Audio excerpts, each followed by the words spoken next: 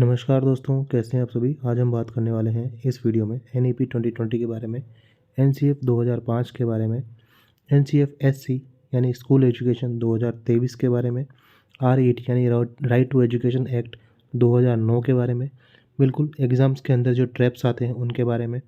Exam targeted study होने वाली है 2026 के आपके एग्ज़ाम की, ताकि आप एग्ज़ाम में अच्छा स्कोर कर पाएँ और एग्ज़ाम रेडी हो पाएँ इस वीडियो के ज़रिए। ठीक है दोस्तों, तो वीडियो काफ़ी इंपॉर्टेंट होने वाली है। चीज़ें हम एग्ज़ाम के पॉइंट ऑफ व्यू से समझने वाले हैं। जल्दी से वीडियो को शेयर कर दीजिए, लाइक कर दीजिए और आगे बढ़ते हैं। सबसे पहले हमारे पास आता है NEP 2020। NEP 2020 का स्ट्रक्चर क्या है उसे हम देखते हैं। NEP 2020 के अंदर 5+3+3+4 मॉडल है, यानी कि पहले क्या हुआ करता था 10+2 का मॉडल हुआ करता था, उसी से चेंज करके 5+3+3+4 का मॉडल बना दिया गया है। ठीक है दोस्तों, इतनी बात क्लियर है। अब स्पेसिफिकली देखते हैं होता क्या है। पहला होता है फाउंडेशनल स्टेज। यहाँ पे 3 से 8 साल के बच्चे यानी कि प्री से लेकर के क्लास 2 तक बच्चे फाउंडेशनल बैच के अंदर होते हैं। फिर उसके बाद आता है प्रिपरेशनरी स्टेज, यानी कि 8 साल से लेकर के 11 साल की उम्र तक के बच्चे क्लास 3 से लेकर के क्लास 5 तक इस स्टेज के अंदर होते हैं। फिर आता है एज 11 से लेकर के एज 14 तक के बच्चे इस स्टेज के अंदर होते हैं, क्लास 6 टू क्लास 8। उसके बाद सेकेंडरी स्टेज के अंदर 14 टू 18 यानी कि 14 से 18 साल की उम्र तक के क्लास 9 से लेकर के क्लास 12 तक के बच्चे इस मॉडल में स्टडी करेंगे। ठीक है दोस्तों, तो ये इसका डिवाइडेशन है, इसे हमें ध्यान रखना है। और एक चीज़ यहाँ पे मोस्ट इंपॉर्टेंट एग्जाम के पर्सपेक्टिव से कि NEP 2020 में रटने की बजाय कॉन्सेप्चुअल लर्निंग के ऊपर जोर दिया गया है। ठीक है दोस्तों, ये मोस्ट इंपॉर्टेंट लाइन हो जाती है हमारे एग्ज़ाम के पर्सपेक्टिव से। इस तरीके की लाइन एग्ज़ाम के अंदर आपको देखने को मिल सकती है। चलिए दोस्तों, आगे बढ़ते हैं। अब आता है हमारे पास NEP 2020 की फीचर्स, यानी कि NEP 2020 के की फीचर्स क्या हैं। सबसे पहला है होलिस्टिक डेवलपमेंट, यानी दिल और दिमाग यानी कि मन का और उसके स्पोर्ट्स का, उसकी स्टडीज़ का 360 डिग्री यहाँ पे डेवलपमेंट बच्चे का होना ज़रूरी है। फिर मल्टी डिसिप्लिनरी लर्निंग, यानी कि बहुविषय शिक्षा है, अलग अलग सब्जेक्ट में। जैसे कि कोई अगर बायोलॉजी पढ़ रहा है तो वो आर्ट्स भी पढ़ सकता है, वो म्यूज़िक भी पढ़ सकता है, वो फिज़िक्स भी पढ़ सकता है, मैथ्स भी पढ़ सकता है, या वो कोई और सब्जेक्ट में भी इंटरेस्टेड है तो उसे भी पढ़ सकता है। ये इसका एक की फीचर हो जाता है। फिर उसके बाद होता है एक्सपेरिमेंटल लर्निंग, यानी कि अनुभव आधारित शिक्षा। चीज़ों को एक्सपेरिमेंट करके वहाँ पे सिखाया जाएगा। लर्निंग बाय एक्सपेरिमेंट यहाँ पे होगी। चीज़ों को हाथ में लेकर के, पकड़ा करके, दिखा करके इस तरीके से लर्निंग करवाई जाएगी। फिर मदर टंग टिल ग्रेड 5, यानी कि ग्रेड 5 तक। बहुत इंपॉर्टेंट लाइन है दोस्तों, जो भी उस बच्चे की भाषा है उसके अंदर ग्रेड 5 तक स्टडी करवाई जाएगी। वोकेशनल एजुकेशन फ्रॉम क्लास 6, यानी कि व्यावसायिक शिक्षा जो है क्लास 6 से ही शुरू हो जाएगी दोस्तों। ठीक है, इस चीज़ को ध्यान रखना है। फिर यहाँ पे की पॉइंट हमारा क्या होता है, focus critical thinking plus creativity. यहाँ पे क्या हो रहा है NEP 2020 के अंदर क्रिटिकल थिंकिंग के साथ क्रिएटिविटी के ऊपर फोकस किया जा रहा है। ये पॉइंट हमारे लिए एग्जाम में इंपॉर्टेंट हो जाता है। तो हमने की फीचर्स NEP 2020 के देख लिए। इन चीज़ों को आपको दिमाग में बिठाना है, याद रखना है दोस्तों। आसान भाषा में अगर हम इस चीज़ को समझें तो वो इस तरीके से है कि पहले क्या होता था, बच्चे को बैठा करके और सब्जेक्ट वाइज लर्निंग किया जाती थी हर एक क्लास में। फिर उसके बाद स्ट्रीम उसको चूज़ करना होता था, तो वो उसी स्ट्रीम को पढ़ सकता था। ठीक है दोस्तों, यानी कि अगर मैथ्स चूज़ की है तो फिज़िक्स, मैथ्स और केमिस्ट्री, अगर बायोलॉजी चूज़ की है तो उस तरीके से, और अगर उसने आर्ट्स चूज़ किया है 11th में तो 12th में उसके साथ में वही सब्जेक्ट रहेंगे।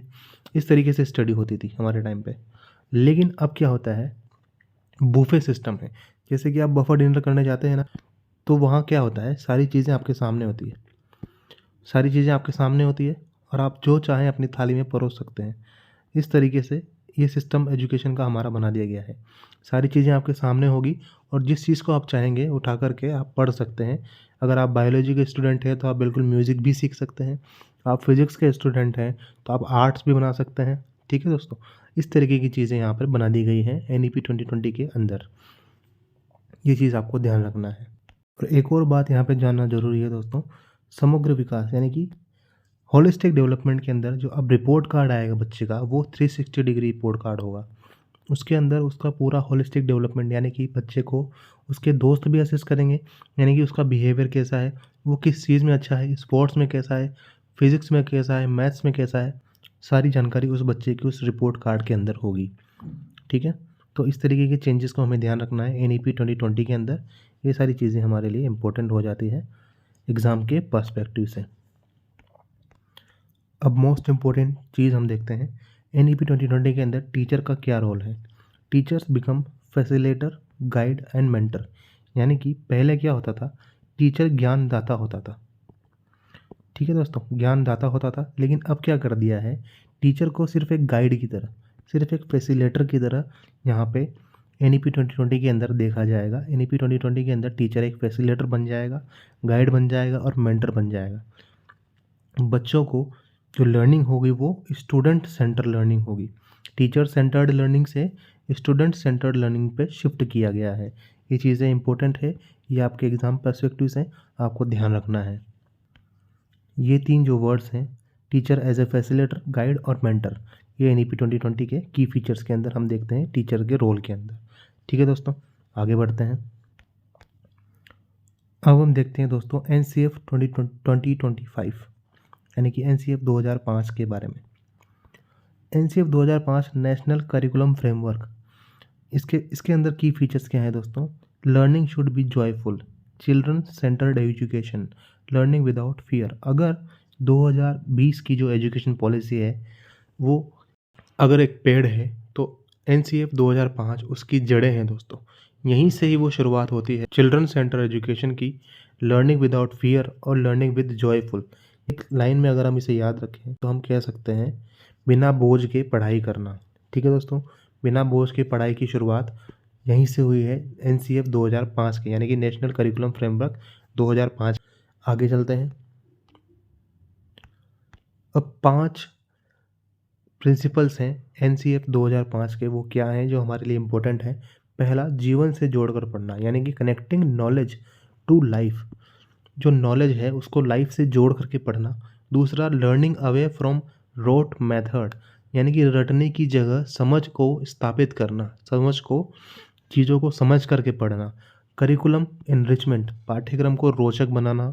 एग्जामिनेशन रिफॉर्म, कंटिन्यूस इवेल्युएशन, यानी कि एग्जामिनेशंस के अंदर रिफॉर्म लेके आना, कंटिन्यूस इवेल्युएशन करना, बच्चों की जांच करना, परख करना। Flexible classroom environment, child friendly environment, यानी कि बच्चों के लिए जो फ्रेंडली इन्वायरमेंट है उसे क्रिएट करना है और फ्लेक्सिबल क्लासरूम इन्वायरमेंट बनाना है। ये 5 गाइडिंग प्रिंसिपल्स हैं NCF 2005 के, जो हमारे एग्ज़ाम के लिए इम्पोर्टेंट हो जाते हैं दोस्तों। इन चीज़ों को आपको ध्यान रखना है। अगर इस तरीके से सवाल आता है, ऑप्शंस में ये चीज़ें नज़र आती है आपको, तो बिल्कुल सही ऑप्शंस को आपको टिक करना है। अब आता है हमारे पास NCF SE, यानी कि school education 2023, national curriculum framework school education 2023 क्या है। देखिए, ये सबसे पहले तो बेस्ड ऑन NEP 2020, जो नेशनल एजुकेशन पॉलिसी 2020 है उसके ऊपर बेस्ड है। कॉम्पिटेंसी बेस्ड लर्निंग और फ्लेक्सिबल करिकुलम। आसान भाषा में अगर हम इसे समझें तो ये चीज़ है कि 2020 की जो नेशनल एजुकेशन पॉलिसी है उसको लागू किस तरीके से किया जाएगा।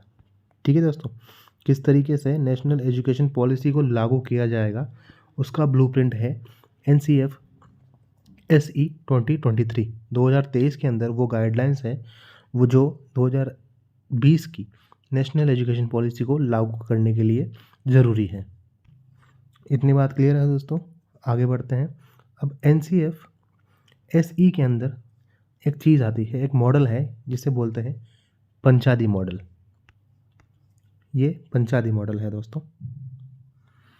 ठीक है, इसके अंदर क्या है, 5 स्टेजेस हैं, लर्निंग की 5 स्टेजेस हैं जो कि मोस्ट इम्पोर्टेंट है NEP यानी नेशनल एजुकेशन पॉलिसी को लागू करने के लिए। अब वो 5 मॉडल क्या क्या हैं। सबसे पहला है रुचि जगाना, यानी कि एंगेजमेंट। फिर उसके बाद है खोज करना, यानी कि एक्सप्लोर। उसके बाद है एक्सप्लेन करना, यानी कि समझ। उसके बाद है इलेबोरेट, यानी कि विस्तार करना। और उसके बाद है इवेल्युएट, यानी कि मूल्यांकन करना।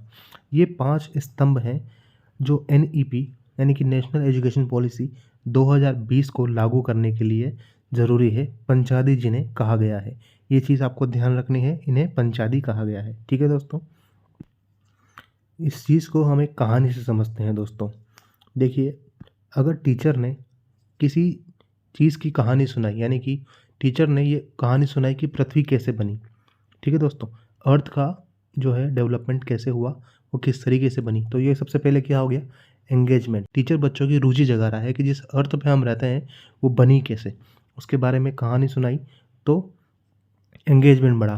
फिर उसके बाद खोज, यानी कि अपने से कुछ काम करने के लिए बच्चों को दिया, और बच्चों ने अर्थ के बारे में नई नई चीज़ें जो उन्हें पता चली वो समझी, तो एक्सप्लोर के अंदर आ गया। फिर एक्सप्लेन, यानी कि टीचर ने जो बच्चों को समझ नहीं आया उस चीज़ को समझाया। फिर एलेबोरेट किया, यानी कि उस चीज़ का विस्तार किया और कंक्लूज़न तक पहुँचे। और फिर टीचर ने बच्चों का मूल्यांकन किया कि किसने कितना समझा, और फीडबैक लिया। इस तरीके पे ये जो मॉडल है पूरा वो काम करता है। ठीक है दोस्तों, इसे पंचादी लर्निंग मॉडल कहते हैं। ध्यान रखिएगा, 5 स्टेजेस इसके अंदर होती है। अब इसे याद कैसे करना है वो हम आगे देखेंगे। ओके, आगे बढ़ते हैं दोस्तों। अब हमारे पास आता है RET, right to education act 2009, जो कि काफ़ी इंपॉर्टेंट होने वाला है एग्ज़ाम के पर्सपेक्टिव से। 6 से 14 वर्ष तक शिक्षा का अधिकार है, ये चीज़ हमें इसमें ध्यान रखना है। फ्री एंड कंपलसरी एजुकेशन है, फ्री है और कंपलसरी है, ये चीज़ ध्यान रखना है। अब देखते हैं RET के कुछ इंपॉर्टेंट प्रोविजंस इसके अंदर क्या क्या है। सबसे पहला आ जाता है हमारे पास 25% रिजर्वेशन इन प्राइवेट स्कूल्स, यानी कि डिप्राइव्ड जो बच्चे हैं, पिछड़े वर्ग से हैं, उन सभी को 25% रिजर्वेशन दिया जाएगा प्राइवेट स्कूल्स के अंदर, ये बात ध्यान रखनी है। फिर नो डिटेंशन पॉलिसी, यानी कि फेल नहीं कर सकते आप, बच्चों को किसी भी तरीके से फेल नहीं किया जा सकता। फिर नो फिजिकल पनिशमेंट, यानी कि मार पिटाई बिल्कुल बंद। ठीक है दोस्तों, फिर आता है PTR, यानी कि पीपल टीचर रेशियो, जितने बच्चे हैं उसके अकॉर्डिंग टीचर्स का रेशियो इक्वली होना चाहिए, ताकि बच्चों की अच्छे से देखभाल की जा सके। ठीक है दोस्तों, उसके बाद स्कूल इंफ्रास्ट्रक्चर नॉर्म्स, यानी कि स्कूल के अंदर जो बिल्डिंग्स वगैरह बनी हुई है, जो वहाँ पे सेवाएं बच्चों के लिए उपलब्ध है, उन सब का जो एक कुछ नॉर्म्स बनाए गए हैं उसके अकॉर्डिंग उन्हें होना ज़रूरी है। कंटिन्यूस कॉम्प्रिहेंसिव इवोल्यूशन, यानी कि पूर्ण रूप से जो बच्चों का है मूल्यांकन होना वो आवश्यक है लगातार। ठीक है दोस्तों, ये इंपॉर्टेंट पॉइंट्स हैं RET, यानी कि राइट टू एजुकेशन के अंदर जो प्रोविजंस है वो हमें ध्यान रखने के लिए ज़रूरी है। इतना क्लियर है दोस्तों, आगे बढ़ते हैं। अब देखते हैं कुछ सीटेट एग्ज़ाम के ट्रैप्स, यानी कि सीटेट हमें किन लाइन के अंदर फंसा सकता है। अगर ऐसा सवाल आता है कि NEP में 10+2 आता है, तो बिल्कुल वो गलत हो जाएगा, यानी कि NEP में 10+2 नहीं आता है, ये चीज़ आपको ध्यान रखनी है। फिर mother tongue only till grade 5, यानी कि टिल ग्रेड 5 तक मदर टंग में पढ़ाई की जा सकती है। ठीक है दोस्तों, ये चीज़ आपको ध्यान रखनी है।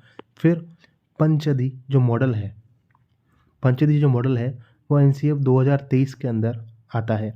NCF SC 2023 यानी कि 2023 के अंदर पंचदी मॉडल आपको देखने को मिलता है। फिर 6 से 14 वर्ष तक RT एक्ट के अंदर बच्चों को फ्री एजुकेशन ज़रूरी है और कंपलसरी एजुकेशन ज़रूरी है।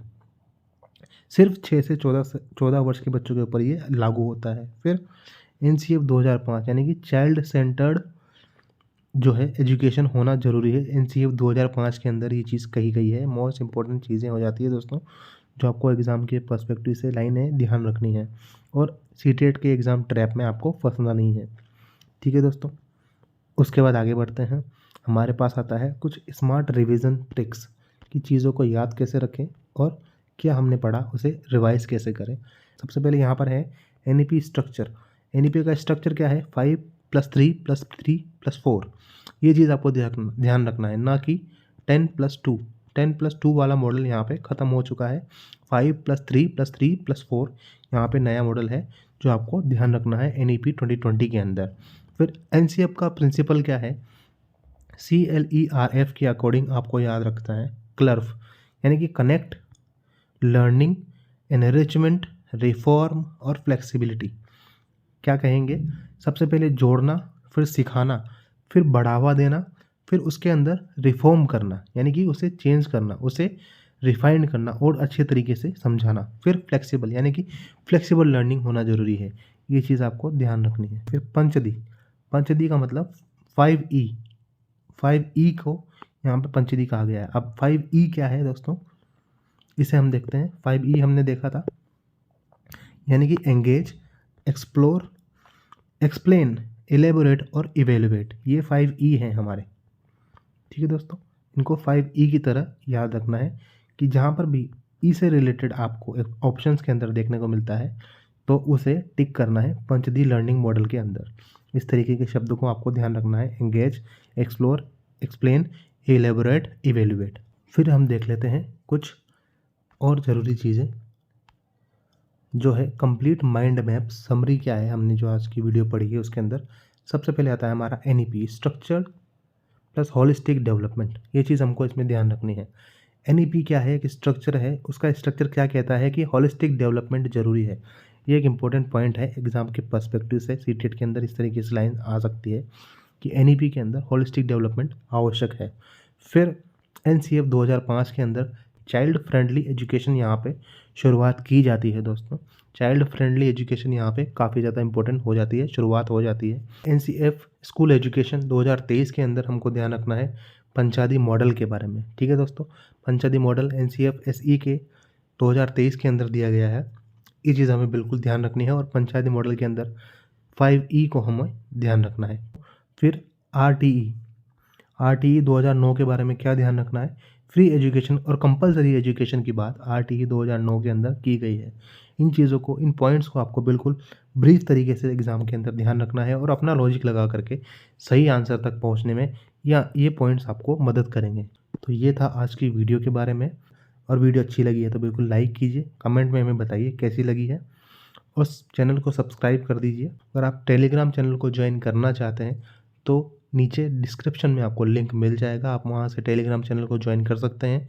इस वीडियो की PDF आपको वहां पे मिल जाएगी और वहां पे डेली कुछ क्वेश्चंस आपको मिलेंगे, एग्जाम पर्सपेक्टिव से इंपॉर्टेंट होते हैं। MCQs वहाँ पे आपको सॉल्व करने के लिए मिलेंगे अगर आप टेलीग्राम ग्रुप ज्वाइन कर लेते हैं तो। ठीक है दोस्तों, मिलते हैं जल्दी अगली वीडियो में। पढ़ते रहिए, स्वस्थ रहिए, धन्यवाद।